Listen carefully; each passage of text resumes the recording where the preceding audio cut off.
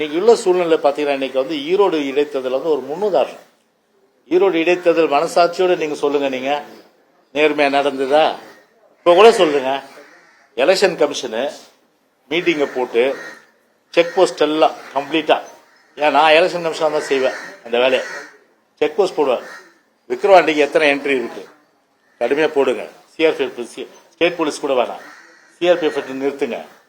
கம்ப்ளீட்டா என்ன பண்றீங்க, வெளியால வந்து அலோவ் பண்ணாதீங்க உள்ள. கம்ப்ளீட்டா வந்து பணம் இருக்கா, திங்ஸ் இருக்கா, எல்லாத்தையும் செக் பண்ணி சீஸ் பண்ணுங்க.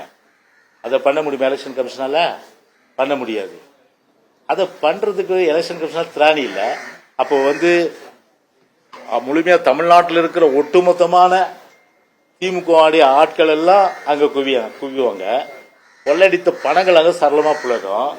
அது மட்டும் இல்லாம வந்து பாத்தீங்கன்னா அதிகார துஷ்பிரயோகம் ஒரு பக்கம் இதை கேவலமான செயலாக இருக்கின்ற இந்த பாத்திரம் கழுவி விடுறது, துணி துவச்சி கொடுக்குற வேலை, வீட்டை பெருக்கிற வேலை, இந்த மாதிரி வேலைகள் இப்படியெல்லாம் வந்து அவங்க வந்து செய்வாங்க. இப்படி இருக்க சூழ்நிலை எலெக்ஷன் கமிஷனை பொறுத்தவரை ஒரு ஃப்ரீ அண்ட் ஃபேர் எலெக்ஷன் இடைத்தேர்தல்ல அது வந்து நாங்க வந்து நடத்தணும்னு உறுதி கொடுக்க முடியுமா? கொடுக்க முடியாது அவங்களால. நான் பேட்டி கேட்டோன்னா நீங்க போய் இன்டர்வியூல நீங்க கேட்டீங்கன்னா சொல்லுவாங்க ஃப்ரீ அண்ட் ஃபேர் எலெக்ஷன். ஆனா கிரவுண்ட் ரியாலிட்டி பாருங்க, கண்டிப்பா வந்து நடக்காது. அதனாலதான் சொல்றேன், waste of time, waste of energy, waste of money, waste of diesel, waste of fuel. அந்த மாதிரி சூழ்நிலை தான் ஒரு முடிவு எடுத்திருக்கோம். அதனால இது வந்து ஒன்றும் இது வந்து இப்போ இன்னைக்கு தான் எங்க கட்சி தான் முடிவு எடுத்தது, திமுக கூட எடுத்திருக்குது. அதனால திமுக ஆட்சிக்கு வராம போயிடுச்சா? அது ஒரு தொகுதி வச்சு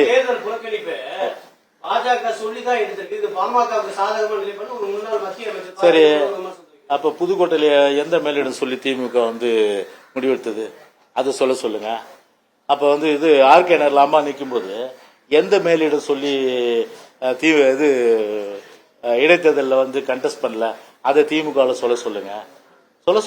அதனால இதை திசை திருப்புற வேலையா இப்படி பண்றாங்க. அதனால மக்களை பொறுத்தவரை பாத்தீங்கன்னா 1 கோடி ஓட்டு வாங்கிருக்கேன் இன்னைக்கு வந்து பிரதான எதிர்கட்சியின் அடிப்படையில் எங்களுடைய வாக்குக்கு வந்து எந்த காலத்துல புரட்சி தலைவருடைய வாக்குகள், புரட்சி தலைவர் அம்மாவுடைய வாக்குகள் எந்த காலத்தும் சரிவே இல்லை. எனவே இன்னைக்கும் சரி நாளைக்கும் சரி, இன்னைக்கு வந்து பாத்தீங்கன்னா திமுக வந்து அந்த காலகட்டத்தில் 2019 காலகட்டத்தில் வந்து இப்போ பார்க்கும்போது சரி, சட்டமன்ற தேர்தலில் எங்களுக்கு அவங்களுக்கு பெரிய வித்தியாசம் கிடையாது. 1% 1.5% தான் டிஃபரன்ஸ். இப்போ 2021 2019 பாத்தீங்கன்னா வந்து எடுத்த திமுக வாக்கு விட பாத்தீங்கன்னா இப்ப 6% பின்னாடி போயிட்டாங்க.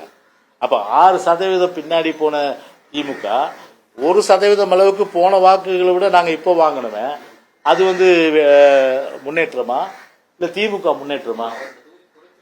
அது எங்க குறைச்சி போட்டுறதா இல்லையா? நீங்க 1000 வியாகியான 1000 விளக்கம் கொடுத்துருப்பீங்க.